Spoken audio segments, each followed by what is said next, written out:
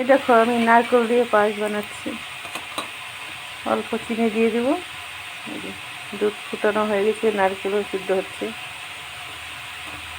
খেয়ে দেখবো, ভালো লাগবে। দুধটা ক্ষীর করে নিয়েছি, দেখো দেখতে তো ভালো লাগবে, খেতেও ভালো হবে, নারকেলও তো ভালো। অল্প চিনি দিয়ে দেবো। বাতাসা দিয়েও করা যায়। ভাবছি বাতাসা দেবো 2-3টা, না নারকেল চিনি দেবো 2-3টা, বাতাসাই দিয়ে দিই। চিনিটা তো খাই, বাতাসা দিয়ে বাতাসা 2-3টা বাতাসা দিয়ে দেবো। মিষ্টি কমই দেবো, বাতাসটা গলে গেলেই নামিয়ে নেবো।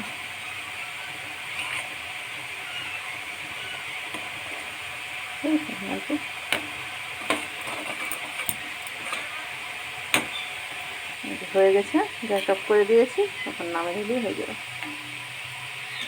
আর এদিকে কড়াই ভাড়ালি বসিয়েছি, ভাজা করবো।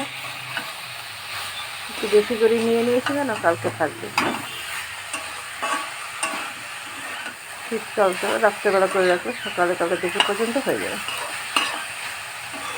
ছোটো পাখিটা আমার সেই চিৎকার করতে, ওর সামনে সবসময় যে থাকা যায়, আবার তো পাশ থাকে, তাই একটু আসছে, সেই চিৎকার করতেছে। ভিডিওটা তো এখানেই রাখছে।